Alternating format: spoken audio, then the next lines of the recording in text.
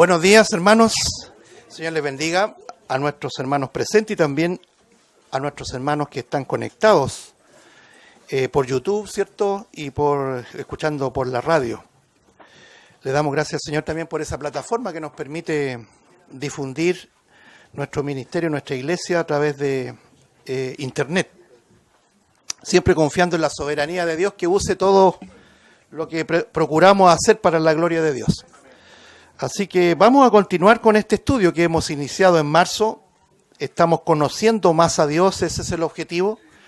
De alguna manera descubriendo cosas que a lo mejor en la religión estaban veladas por ahí, ¿cierto? Eclipsadas por la tradición. ¿Cuántos de nosotros en algún momento pensábamos que Dios siempre nos tenía que dar lo que nosotros le pidiéramos, ¿cierto? Eso es algo muy arraigado en la religión. Y siempre está sujeto a nuestros méritos o a nuestra obediencia. Es decir, si usted obedece, si usted cumple todo lo que la iglesia le establece, bueno, pensábamos así, Dios tendría que responder y responder favorablemente a nuestras peticiones, a nuestras oraciones. Y a veces hay una gran decepción cuando nos vemos en medio de respuestas que no son las que esperábamos, ¿cierto? Aquí con los niños siempre le enseñamos ese coro que es bien lúdico, así bien a la altura, digamos, de los niños, ¿cierto? De juego, con melodías fáciles de entender. Pero la profundidad de la enseñanza no es menor y para cada uno de nosotros.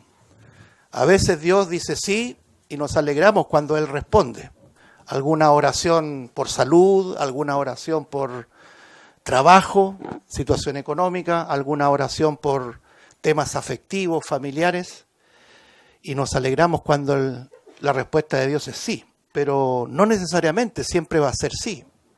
A veces el Señor dice no, y en el momento no entendemos los propósitos soberanos de Dios, y eso es lo que estamos descubriendo, que Dios siempre hace lo que Él quiere, no lo que nosotros queramos.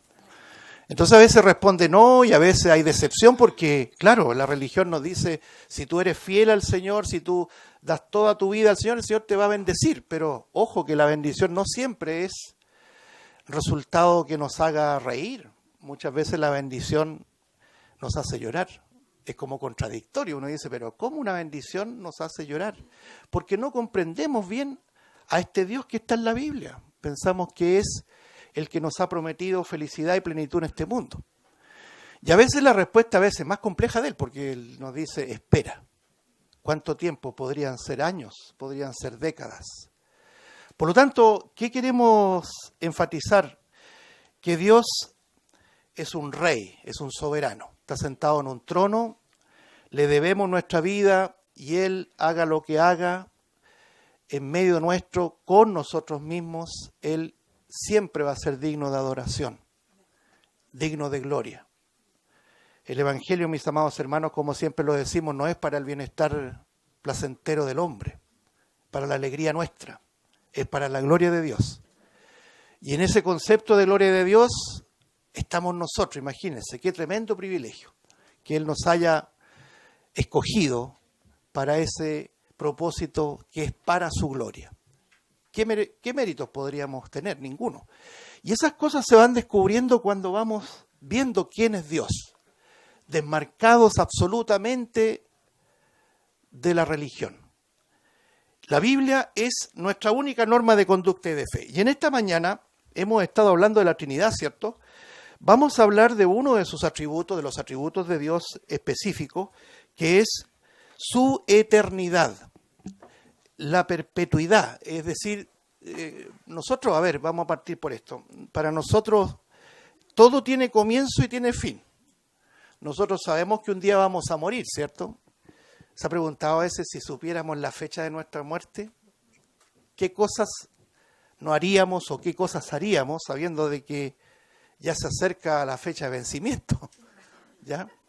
Entonces uno podría programar con la familia, con la iglesia, mira, yo parto el próximo mes.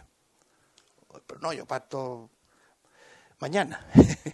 No sé, lo digo así para que podamos pensar. Nosotros siempre sabemos que no somos eternos, ¿cierto? Todas las cosas no son eternas. Las cosas que nos hacen felices en esta vida no son para siempre. Los que están criando, por ejemplo, recién sus hijos, disfruten sus hijos porque después crecen. Y muchos de ellos marchan, algunos prematuramente, y esos momentos de felicidad y de plenitud no son eternos, ¿cierto? Entonces, hablar de un Dios eterno que no tiene principio y que no tiene fin, realmente nos cuesta aceptar o entender eso. Dios siempre ha existido. La Biblia afirma con mucha precisión, con mucha abundancia, que Dios es eterno, es perpetuo, Él no tiene comienzo. No sé, los jóvenes, si alguna vez han debatido qué fue primero, el huevo o la gallina. ¿Se acuerdan que nos sometían a esa clase de lógicas? Y claro, el que decía la gallina era confrontado con el que decía ¿y quién puso la gallina? Bueno, venía de un huevo. ¿Y quién puso el huevo? Y no terminaba nunca. La Biblia nos debiera satisfacer. Yo sé que no es fácil para nosotros aceptar la eternidad de Dios, pero afirma de que Dios es eterno. Él no tiene principio, no tiene fin. Su existencia no tuvo un principio y no tendrá tampoco un término de su existencia. Él siempre fue, Él siempre es y siempre será. De hecho, el nombre de Dios se revela en un misterio. Yo soy el que soy. Yo soy el que fui, yo soy el que soy, yo soy el que seré. Lo vamos a leer.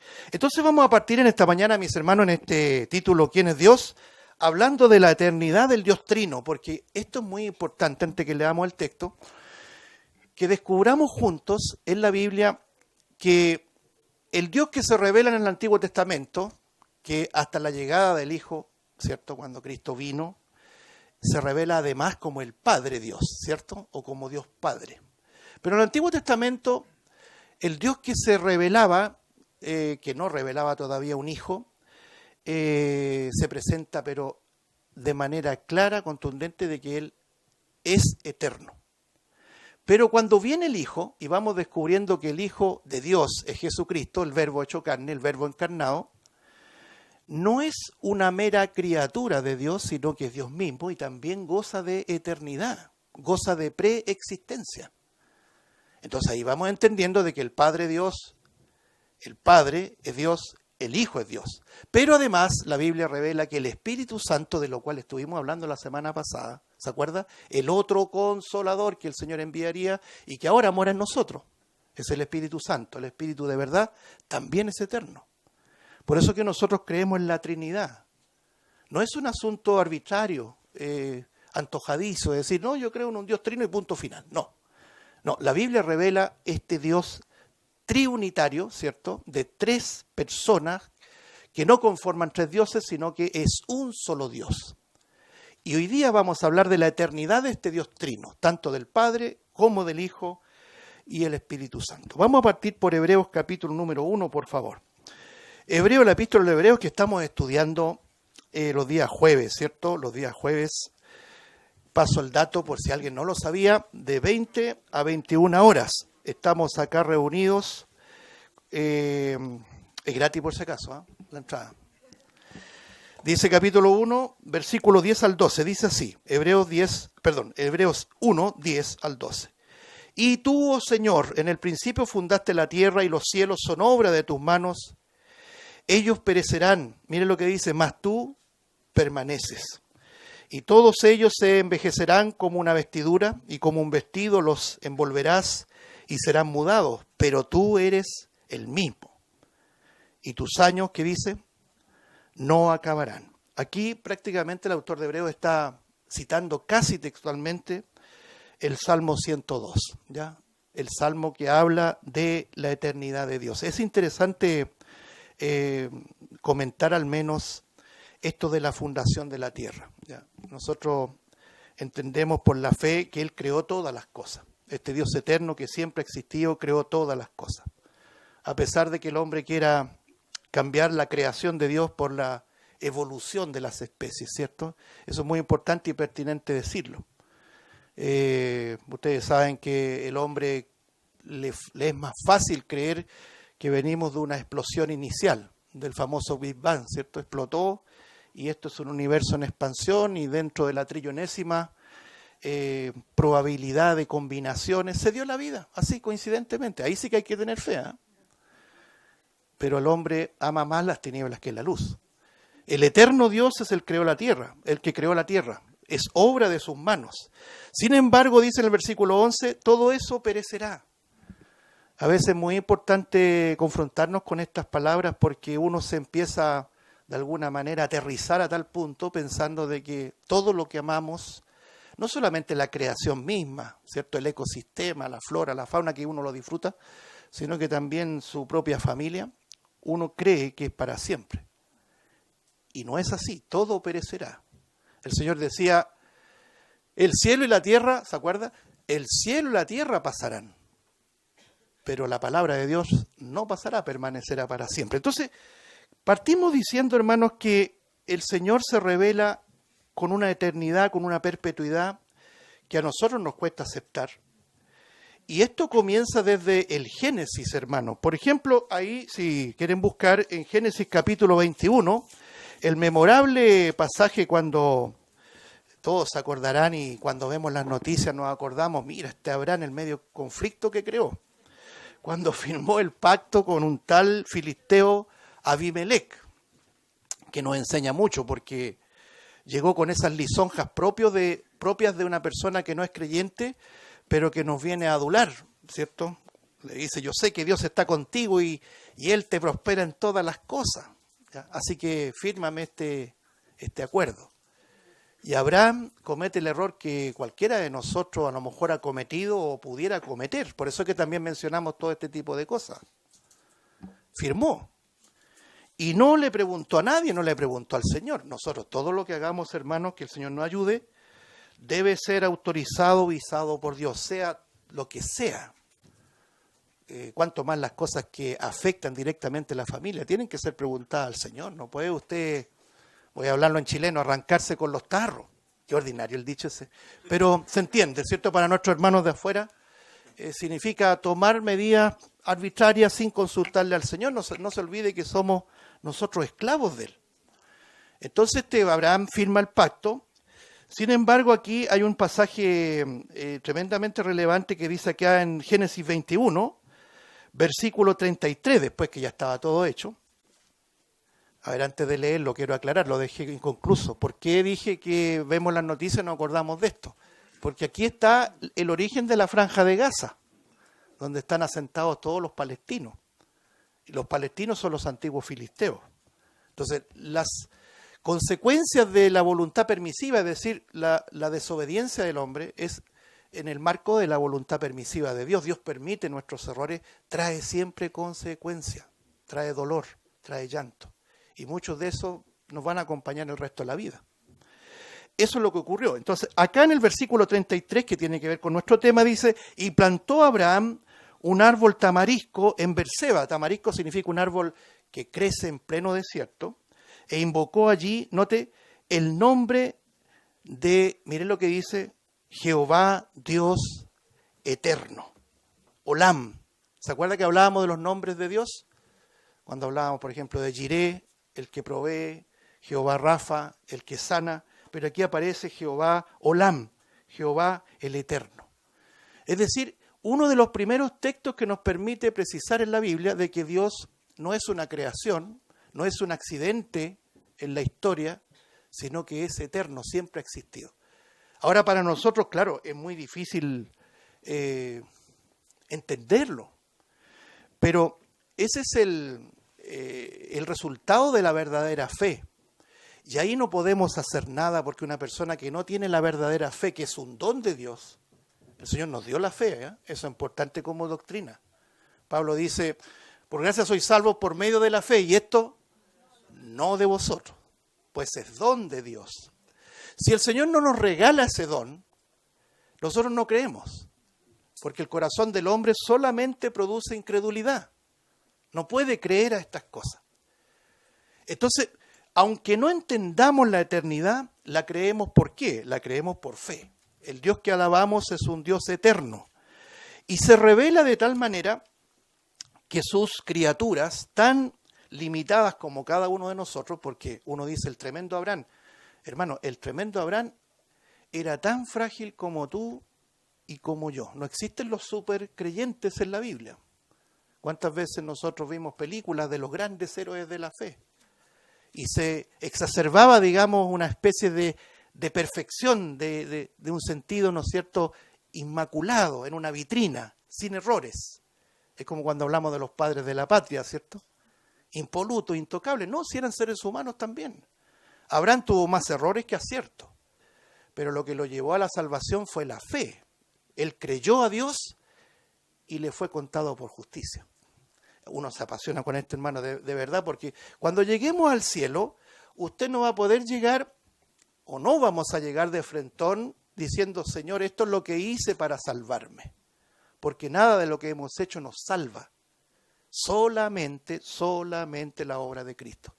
Por lo tanto, Abraham, Moisés y tantos otros hombres deficientes como nosotros, sin embargo, aceptaban, creían que el Dios que los había escogido era un Dios, en este caso, eterno. Mire cómo se revela a Moisés en el capítulo 3, por favor. Avancemos a Éxodo, capítulo 3. Vamos a hacer como una secuencia desde lo más antiguo a lo más actual, por decir así. Es decir, del Antiguo Testamento hacia el Nuevo. Para que podamos comprender esta doctrina, ¿cierto? En Éxodo capítulo número 3, versículo 13 dice lo siguiente. Éxodo 3, 13. Dijo Moisés a Dios, he aquí que yo llego yo a los hijos de Israel y les digo, el Dios de vuestros padres me ha enviado a vosotros. Si ellos me preguntaren, ¿cuál es su nombre? ¿Qué les responderé? Dice Moisés. Versículo 14. Y respondió Dios a Moisés, Elohim, yo soy el que soy. Y dijo, así dirás a los hijos de Israel, yo soy, me envió a vosotros. ¿Qué respuesta más extraña para nosotros? Imagínense, no sé, llevémoslo al plano puramente humano. Usted se encuentra con una persona y se presenta y le dice, yo soy el que soy. Entonces la persona dice, pero ¿quién es usted? ¿Cuál es su nombre? ¿Qué es usted? Es que aquí entramos en la dimensión que para nosotros es muy difícil aceptar y entender de que Dios es todo. Él es todo y está en todo. Por lo tanto, no se puede circunscribir a algo de manera humana, ¿cierto? Limitada, eso quería decir. Entonces, cuando habla esta expresión en el hebreo, yo soy el que soy, que proyecta esta manera de revelarse que no se puede pronunciar. Acuérdense que Dios se revela como YH, B corta H, son 4 consonantes que se conoce como tetragramatón. Tetra viene de 4 consonantes que no se pueden pronunciar. Y para nuestro beneficio, las Biblias, por ejemplo, la Reina Valera 60, entre otras, incluye unas unas vocales que son Jehová. Entonces nosotros podemos decir, está hablando del tetragramatón. Otras usan el Yahweh, ¿cierto? Pero esencialmente es un nombre impronunciable y que declara la eternidad de Dios. Entonces, cuando dice Moisés, ¿en nombre de quién iré? El Señor le responde, en nombre del que fue, en nombre del que es y el nombre del que será. En otras palabras, del eterno. Cuando usted se relaciona, por ejemplo, aunque sea ahí superficialmente con algún judío observante, usted va a descubrir que ellos siempre hablan del eterno, ¿ya? Ellos no hablan de Jehová, ellos hablan del eterno. Y cuando quieren exaltar su señorío, le llaman el Adonai, ¿cierto? Adonai le decía Israel, que significa literalmente el Señor, que vendría siendo el equivalente en el Nuevo Testamento, Kyrios, ¿cierto? Que significa el dueño, el patrón, el Señor. Pero en cuanto a su eternidad, está el tetragramatón que no se puede pronunciar, es decir, yo soy, o yo soy el que fui, yo soy el que soy, yo soy el que seré. Qué manera de presentar el nombre de Dios que a uno le sorprende. Eso se lo revela a Moisés, el eterno Dios que va a acompañar toda la travesía, ¿cierto? Desde que Moisés llega a Egipto con todos los portentos, los milagros, los prodigios, hasta que sale de Egipto, transitan por el desierto, en fin, hasta el día de hoy. Nosotros seguimos adorando al eterno Dios. Ahora, si avanzamos a la repetición de la ley en Deuteronomio capítulo 33, Deuteronomio capítulo 33, eso que ojeen las Biblias y los dedos en el celular también. ¿Ah? Una vez un hermano me decía que agradable escuchar cómo se ojea la Biblia, porque lamentablemente hoy día la Biblia ha desaparecido, ¿ya? La Biblia es como una indumentaria evangélica, pero es importante mantener eso, hermano, el amor por la palabra de Dios. Deuteronomio capítulo 33, que está enmarcado yo lo voy a decir en este cántico de Moisés, bendiciendo al pueblo de Israel. En el versículo 26 dice lo siguiente, Deuteronomio capítulo 33, verso 26 dice, no hay como el Dios de Jesurum. Bueno, este Jesurum es un apodo poético que se le decía a Israel. En hebreo significa el recto, el perfecto, pero era usado, por ejemplo, aparece en el libro de Isaías, capítulo 44, verso 1 al 2, y que tiene que ver con Israel. En otras palabras, podríamos decir, no hay como el Dios de Israel, quien cabalga sobre los cielos para tu ayuda, y sobre las nubes, con su grandeza, nota el versículo 27, el eterno Dios es tu refugio. Y acá abajo, los brazos eternos, Él echó de delante de ti al enemigo, y Dios destruye. La confianza de Israel era siempre el eterno que disciplinaba a Israel, pero que siempre lo iba a proteger. Y esto quiero solamente hacer una salvedad a propósito de lo que siempre estamos estudiando en la tarde. Israel, con todos los errores que tuvo, ¿cierto? Israel no ha sido desechado. El eterno Dios ha establecido un pacto con Israel sempiterno, es decir, que reposa en la eternidad. Nunca olvidemos eso, hermano. Hoy día tenemos muchos sones en la iglesia evangélica que se dice que Israel como nación, como etnia, como pueblo, fue desechado. Y cuando uno le pregunta, ¿y por qué fue desechado? Bueno, porque fueron desobedientes. ¿Y Boston? Yo diría así. Es que hay una altivez de espíritu, por eso que Pablo le decía a los romanos que se estaban volviendo soberbios. Cuidado, decía, porque si él sacó las ramas, también te puede sacar a ti. En un lenguaje directo a la soberbia, a la altivez de espíritu.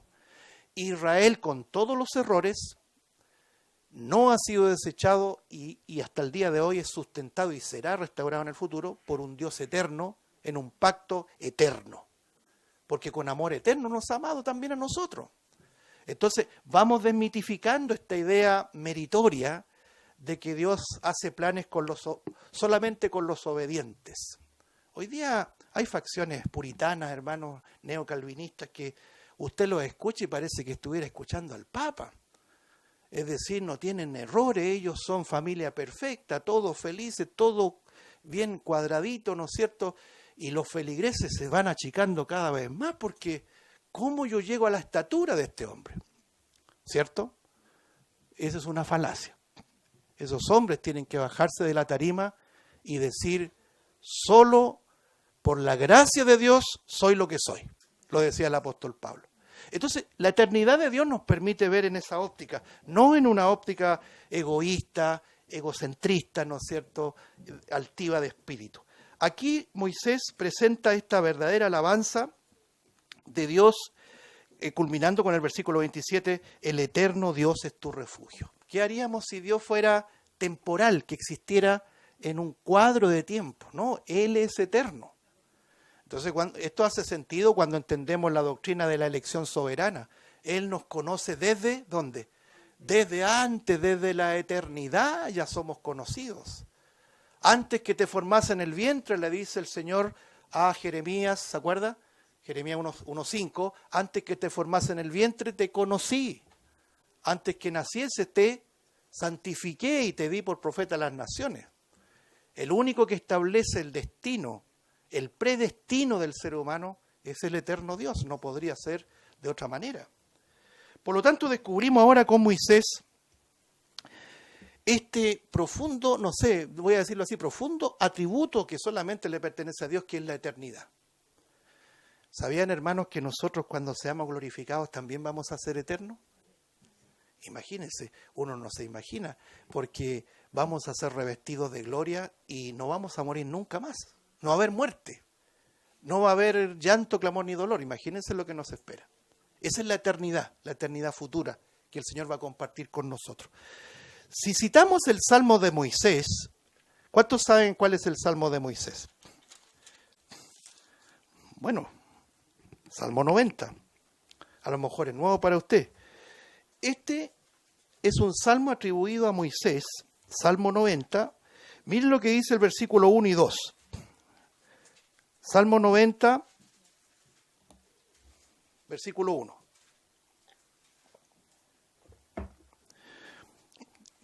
Es que podríamos decir, este cántico lo dijo también Moisés, ¿ya? Permítame un paréntesis también. Es muy importante concebir los salmos como oraciones muy personales. Por eso es bonito leer los salmos, sobre todo cuando usted tiene aflicciones. No se vaya al Apocalipsis porque va a ser más complejo. Necesita instrucción, necesita más tiempo. Algunos quieren inmediatamente irse a las bestias, a los jinetes. No. Vaya a los salmos, vaya a los proverbios, vaya a Eclesiastés. Son libros poéticos, pero que nos enseñan a vivir. ¿Cierto? Que el Señor nos ayude a eso, a valorar los salmos. Y este salmo de Moisés dice lo siguiente, versículo 1. Señor, tú nos has sido refugio de generación en generación, antes que naciesen los montes y formasen la tierra y el mundo, desde el siglo y hasta el siglo, que dice, tú eres Dios. Bueno, me tiento a comentar lo siguiente. Hay un famoso predicador que postula la idea de que antes de la creación existió civilización y generaciones.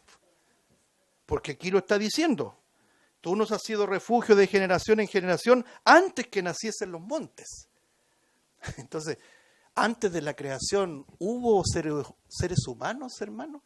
La imaginación puede llevar a mucho. Vamos a dejar de lado todo eso, toda esa imaginación.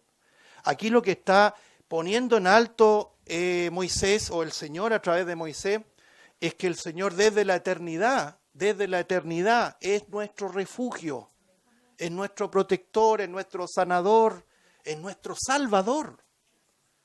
Como decía el Salmo 103, la misericordia de Jehová es desde la eternidad y hasta la eternidad. Nunca olvide eso. Entonces yo pregunto a mis hermanos, ¿el Dios eterno tenía misericordia antes que nosotros existiéramos? Por supuesto, lo dice la Biblia. Pero ¿cuándo se manifestó ese atributo increíble para nosotros, ¿cierto? La misericordia de Dios. ¿Cuándo se manifiesta? Cuando apareció la miseria. No puede haber misericordia sin miseria, porque la palabra misericordia precisamente apunta a una inclinación del rey hacia la miseria de un pecador. Por lo tanto, el Dios eterno tenía todos los atributos necesarios para llevar a cabo este plan soberano y un plan eterno de salvación para su gloria. Entonces dice, Señor, tú nos has sido refugio de generación en generación. Antes que naciesen los montes y formasen la tierra y el mundo, desde el siglo y hasta el siglo, tú eres Dios. Esa expresión, desde el siglo y hasta el siglo, es eternidad. Es decir, tú has sido refugio desde siempre y para siempre. ¿Por qué? Porque Él es eterno. Ahora, hagamos un contraste rápidamente en lo que dice el versículo 10. Contraste humano. Por ejemplo, dice, los días de nuestra edad son 70 años. Y si en los más robustos son 80 años, con todo su fortaleza es molestia y trabajo, porque pronto pasan y volamos. Bueno, la vida pasa como un suspiro, ¿eh? Cuando uno, no sé si a usted le pasa, los que hemos llegado a los 40 ya del segundo tiempo, espérese, pues. Uno mira y parece que ayer éramos los jóvenes que jugábamos, ¿no es cierto? Y mirábamos hacia adelante y decir, cuando llegue a los 20, cuando llegue a los 30, y la vida pasó, pues. ¿Y para qué estamos con cosas? Uno ya va en la curva descendente, en el descenso. Le guste o no le guste, así es. Por eso es que es bueno leer Salmos, Proverbios, Eclesiastés. Acuérdate, y jóvenes, acuérdense ahora del Creador en los días de tu juventud, antes que vengan los días malos, los días de dolor, los días de vejez, de los cuales digas, no tengo en ellos contentamiento. Y si usted sigue leyendo este Eclesiastés 12, llega a leerlo a la casa, se empiezan a caer las muelas, los dientes, después uno se ríe más chiquitito, para no mostrar la choclera, y se empieza a caer todo, el pelo, la carita se pone más triste, ¿sí? Los párpados, vamos acabándonos. Pero vamos a ser revestidos de gloria, hermanos. Esa es nuestra esperanza, este cuerpo ya. El Señor nos ayude a ser prudentes, no cuidar nuestro cuerpo, pero no te afanes tanto porque se va a terminar también. Entonces aquí hay algo que me llama la atención, no quiero invertir mucho tiempo en esto, pero el hombre es de corto tiempo, 70 años, 80 años, hablábamos de nuestro hermano Francisco, va a llegar a los 90 años. La otra vez nos enteramos de un famoso filósofo chileno, murió casi a los 100 años. Entonces cuando uno dice, la vida, aunque sean 100 años, es corta, es un suspiro, es como la hierba del campo, que florece, que crece, que se marchita, muere y nadie más sabe que ahí había una plantita. Así somos nosotros. Y pronto volamos, dice la Escritura. Por lo tanto, ¿qué es lo que queda en el comentario y en el centro? El Olam, el Dios eterno, al cual alabamos. La eternidad de Dios es maravillosa, hermano. Si avanzamos al Salmo 93, también encontramos lo siguiente. Salmo 93, versículo 1 y 2. Jehová reina, Él es soberano. Se vistió de magnificencia. Jehová se vistió, se ciñó de poder, afirmó también el mundo y no se moverá. Miren lo que dice el versículo 2. Firme es tu trono desde entonces, ¿qué más? Tú eres eternamente. ¿Ya? Y que tiene mucha consonancia con otros pasajes en la misma perspectiva. Dios es eterno. El Salmo 45:6, Isaías 44:6, 57:15, etc. Dios muestra su eterno poder. Su deidad, ¿por qué? Porque Él es rey. Ahora podríamos seguir recorriendo pasajes del Antiguo Testamento que nos confirman que el Dios que adoramos, el Dios de la Biblia, el Dios de Israel, el Dios nuestro, los creyentes, los cristianos, es un Dios eterno, que siempre ha existido, que siempre va a existir, que no tiene principio y no tiene final. Pero saltemos bruscamente al Nuevo Testamento. Nos vamos a encontrar, por ejemplo, con una epístola que es la epístola a los Romanos, por favor. La epístola a los Romanos, capítulo número 1. Dice así la palabra del Señor. Romanos capítulo 1, versículo 18. Porque la ira de Dios se revela desde el cielo contra toda impiedad e injusticia de los hombres que detienen con injusticia la verdad. Porque lo que de Dios se conoce les es manifiesto, pues Dios se lo reveló. Y mire, aquí es la parte central, versículo 20. Porque las cosas invisibles de Él, ¿qué dice? Su eterno poder. ¿Ya? Eternidad, perpetuo, perpetuidad, su eterno poder y deidad se hacen claramente visibles desde la creación del mundo, siendo entendidas por medio de las cosas hechas, de modo que no tienen excusa. Bueno, aquí el apóstol Pablo, dirigido por el Espíritu Santo, está presentando un tema muy importante para comprender el Evangelio, que es la culpabilidad del pecado. Sin Cristo, hermanos, ¿somos culpables, sí o no? Sí, somos culpables y la culpa está sobre nosotros. Pero cuando viene Cristo a nuestra vida, nos quita la culpa. Y la culpa queda clavada de una vez y para siempre en la cruz. Aunque nosotros intelectualmente vamos a siempre recordar nuestra vida pecadora y actualmente, pero la culpa se la llevó el Señor. Pero el hombre inconverso está bajo el yugo de la culpa del pecado. Y el hombre quiere detener la verdad, quiere altercar con Dios, no aceptar que Él es creador, pero aquí el apóstol, o mejor dicho, el Espíritu Santo, dirigiendo la pluma del apóstol o quien escribió esta carta, porque tampoco la escribió Pablo literalmente, él la dictaba, pero había un hermano que le escribía, Tercio parece, ¿no? Muy bien, hermano. O escribió un tercio. No, se llamaba tercio. Y resulta que se revela el eterno poder. Nuevamente este atributo de Dios que es su eternidad. Esto a nosotros nos debe hacer doblar la cerviz, porque el Dios que estamos adorando y conociendo no nació ayer. Por eso cuando uno habla de tú a tú, decreto en el nombre de Dios. No, a veces estáis hablando con el Eterno, más respeto, ¿cierto? Hoy día hay un pastor Rocha, ¿lo han escuchado? ¿Cuántos conocen al pastor Rocha? A mí me preocupa este muchacho. Ha tenido una fama muy exponencial jugando con el Evangelio, ya pasó de la mofa.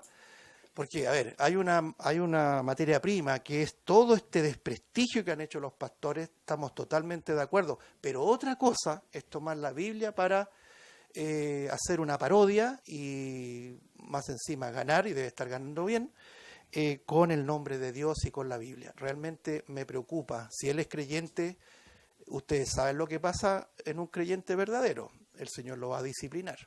Inclusive se lo puede llevar. Eso lo tenemos que tener claro, hermano. La disciplina del Señor es cosa seria. No podemos empuñar la mano contra el Creador. Pero ¿qué quiero decir? Que hoy día es muy importante presentar estas doctrinas para entender que no estamos hablando con un diosecito pequeñito, manipulable, que es como, no sé, el tata, ¿cierto? O el abuelito, querendón, que el nieto le tira el chaleco, quiero un helado, ya te voy a comprar un helado, quiero un globo, mañoso, ¿cierto? No, Dios no es así. Dios no fomenta las mañas nuestras. Dios sigue siendo soberano. Su amor está a la misma altura de su justicia, ¿ya? Él no nos va a dar conforme a nuestros caprichos, ¿se entiende, no? Porque Él es eterno. Entonces, este cúmulo de textos, que hay muchos otros, que nos declaran la eternidad de Adonai, de Elohim, de el tetragramatón impronunciable, ¿cierto? Que no se puede pronunciar, a eso me refiero, YHB corta H, el Shaddai, el Eyón, tantos términos que se le asignan a este Dios incomprensible, que habla de su eternidad, que nadie pondría en duda eso, manifiesta ahora una nueva etapa en la revelación, como se conoce una dispensación distinta, una administración distinta. Es decir, para los judíos hablar del Dios eterno no es problema. Pero cuando se cumplieron los tiempos, vino el Hijo. ¿Se entiende? El Hijo de Dios, nuestro Señor Jesucristo, y que por primera vez habló del Padre. Vosotros oraréis así, ya no Adonai, ya no todos los términos que usaban los judíos, ¿cierto?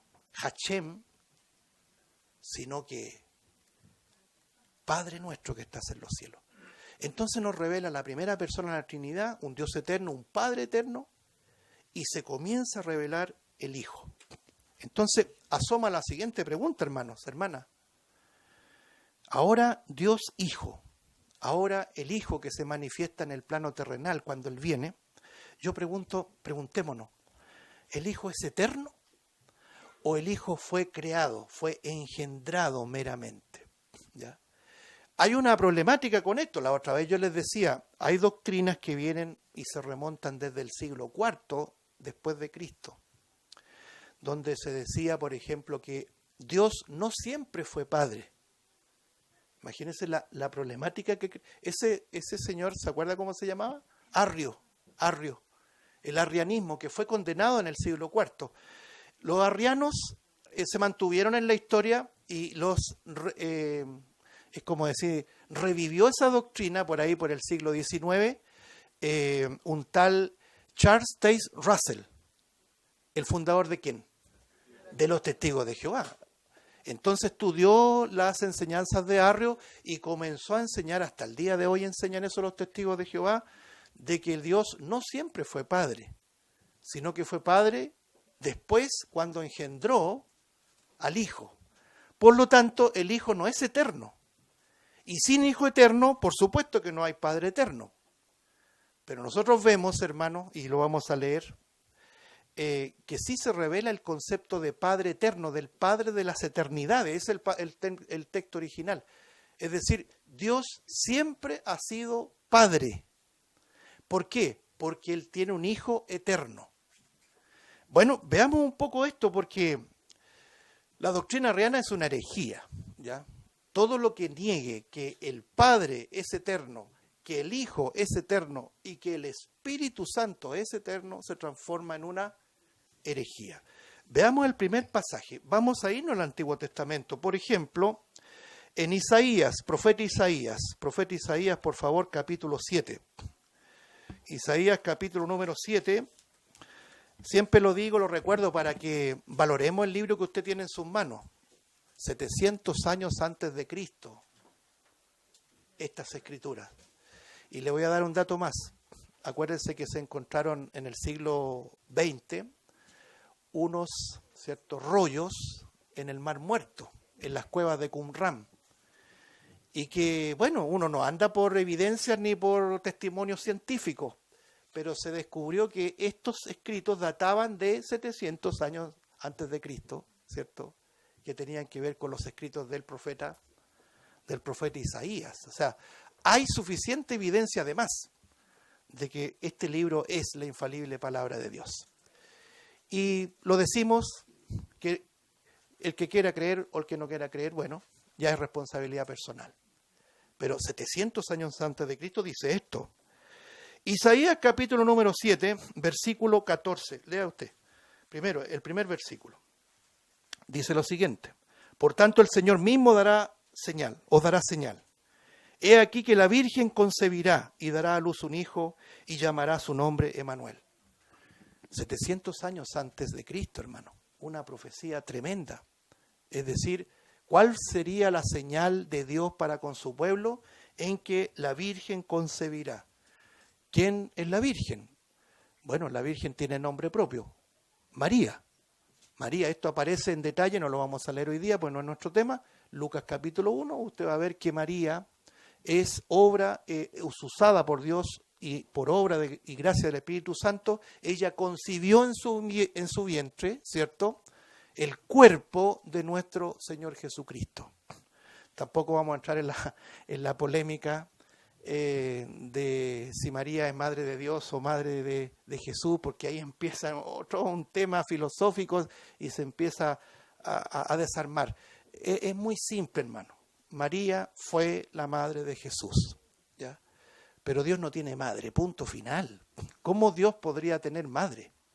Él nunca la llamó madre. Usted no va a encontrar en ningún texto que Jesús le haya dicho a María madre, sino que siempre le dijo mujer, para que nunca entendamos de que hay una parte intermedia, una diosa o una semidiosa que pudo entrar en esta revelación y ni menos transformarse, como lo llama el catolicismo romano, en una corredentora. Eso sí que se transforma en una herejía, ¿ya? Bueno, pero ese es otro tema. La señal estaba muy clara. La Virgen concebirá. ¿Cómo puede concebir una Virgen si no ha tenido varón? Solamente por obra y gracia del Espíritu Santo. Y eso lo dice Lucas. No hay ninguna duda. Y también esto aparece en la Escritura. Llamará su nombre Emmanuel, en el hebreo Immanuel, que significa Dios entre nosotros. No solamente con nosotros, sino que entre nosotros, ¿ya? Eso lo dice después Mateo capítulo número 1, versículo 23. Es decir, el Emmanuel es Dios habitando entre nosotros, ¿ya? Ahora, cuando avanzamos al capítulo 9 de Isaías, ya está hablando del Hijo.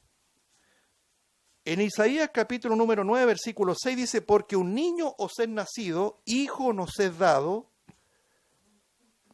Esto está 700 años antes de Cristo, antes de que se cumpliera, ¿se entiende, no? Y el principado sobre su hombro, su reinado, y se llamará su nombre. Note cómo el que escribe se encargó de poner, ¿cierto?, letras mayúsculas propias, ¿cierto? No comunes, sustantivos propios. Admirable, consejero, Dios fuerte, lea usted. Padre eterno, príncipe de paz. Yo y el Padre, dijo el Señor, uno somos. Padre eterno. Yo digo, bueno, suele ocurrir que la Biblia se le sale la hoja, a lo mejor se le salió la hoja y Porque este texto es bastante claro.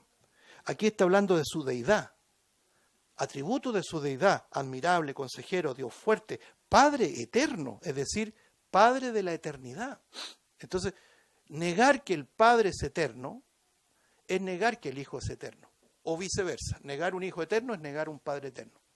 La Biblia se encarga de enseñar, desmitificar esta idea arriana de que el Hijo fue solamente una criatura de Dios creada y a partir de esa creación Dios se hizo Padre.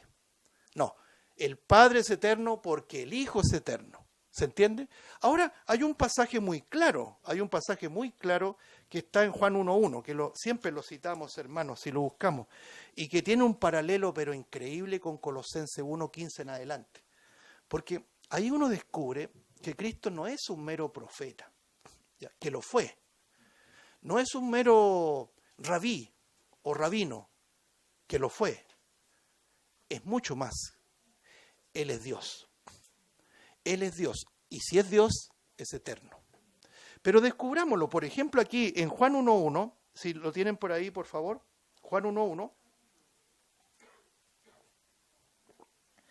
Este concepto principio no está hablando de la materia, está hablando de ese concepto eterno.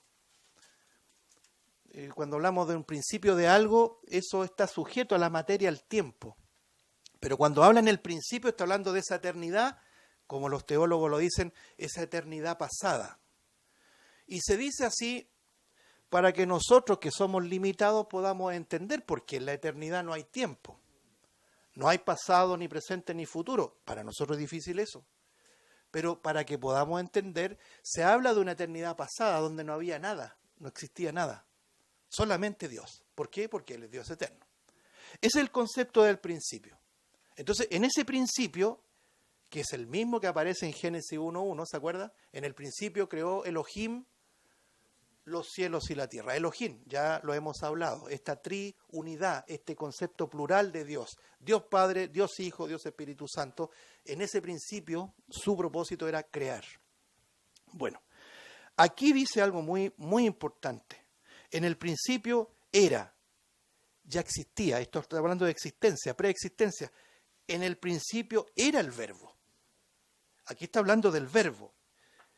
Y el verbo era o estaba. Cuando dice era, significa también estaba. Es decir, el verbo estaba con Dios. Luego entendemos que son dos personas. Estaba Dios, estaba el verbo. Pero la siguiente frase es tremendamente importante. Dice, y el verbo no solamente estaba, sino que era Dios. Entonces uno dice, bueno, ¿quién es el verbo? Lea lo que dice el versículo 14, ya que el verbo fue hecho carne y habitó entre nosotros. Y vimos su gloria, gloria como del unigénito del Padre. Unigénito significa único en su género, no hay otro como Él, lleno de gracia y de verdad. Bueno, volvamos arriba. Versículo 2, el verbo, estaba en el principio. Ahí está diciendo literalmente, estaba en la eternidad. Y si estaba en la eternidad es porque Él en sí mismo es eterno. Era en el principio con Dios. Bueno, detengámonos un poquito aquí porque no quiero pasar tampoco, lo he dicho en otras oportunidades, pero si usted en algún momento conversa con un testigo de Jehová, no se dedique a hablar otro tema, sino le sugiero que lo circunscriba, ¿cierto?, a Juan 1.1. Que le aclare por qué la Biblia de los testigos de Jehová está adulterada, pero groseramente. ¿Sabía usted? Si usted lee la Biblia de testigos de Jehová en Juan 1.1, dice lo siguiente: en el principio era el verbo, o la palabra, usan ellos, que no habría problema, palabra, verbo, logos. El original es logo. Dice, en el principio era la palabra, y la palabra era con Dios. Hasta ahí no tenemos problema. El problema es la última frase, y la palabra era y agregan un artículo indefinido, y el verbo o la palabra era un Dios, y ese Dios es con una D minúscula. para enseñar que Jesús, que el verbo, que el logos hecho carne, no es Dios. Por tanto, no es eterno. Entonces, si usted, la idea no es pelear, pero no van a tener respuesta. Y le van a decir, le voy a traer un libro que aclara todo esto, ¿ya? Porque esa es la respuesta que dan. Ellos no hablan, sino lo que la institución les enseña a cómo responder. Ellos están sometidos a la institución. Es increíble, hermano. ¿Cuántos estuvimos en alguna secta alguna vez? Si el Señor nos abre el corazón, uno sigue allí. Y ahí es cuando, por lo menos lo que yo entiendo, los testigos de Jehová son personas demasiado, comillas, buenas. Y ellos piensan que se merecen llegar a la salvación y al cielo. Entonces, a mí se me viene ese proverbio, ¿no es cierto? Hay camino que al hombre le parece derecho, pero su fin es camino de muerte. No es por moralidad, no es por ser bueno, no es por ser buena persona, es por Cristo. Pero entramos en la problemática de que si el que murió en la cruz no es Dios, entonces ese sacrificio no tiene ningún valor. Pero nosotros, como creemos que el que murió en la cruz es Dios, por sobre todas las cosas, ese sacrificio sí tiene valor delante del Padre y ese sacrificio sí que nos puede salvar. Entonces, vemos que el verbo, que es el Hijo, que es Jesucristo, en su preexistencia, estaba con Dios, ¿cierto? Estaba en el principio, pero aún más, era Dios. No cabe ninguna duda. Mire, aquí hay que creerlo, no hay que debatirlo. Por ejemplo, en Colosenses 1, saltemos rápidamente, que es un pasaje paralelo. Y ahí es cuando decimos, es el mismo espíritu que inspira a los escritores. Cuando Pablo escribe a los colosenses, en Colosenses capítulo número 1, esto es muy similar, dice así, versículo 15. Colosenses capítulo 1, versículo 15. Él, refiriéndonos a Cristo, es la imagen del Dios invisible, el primogénito de toda creación. Detengámonos ahí. Esta imagen, que es la misma que vamos y que hemos estado también en su oportunidad estudiando en Hebreos capítulo 1, es la impresión misma de Dios. Es decir, el que ve al Hijo, ve al Padre, porque es una misma esencia. La otra vez yo pensaba en esto, ¿eh? A veces pienso, hermano, por si algunos creen que no, pero yo me imaginaba esto lo mismo que un proyector. Así, bajemos lo complejo a lo simple.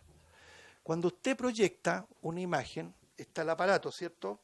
Y usted proyecta la imagen allá. Usted ve la imagen allá, pero usted no dice que hay dos proyectores, es un solo proyector, es una sola imagen, una sola fuente, pero la imagen está allá, no está acá.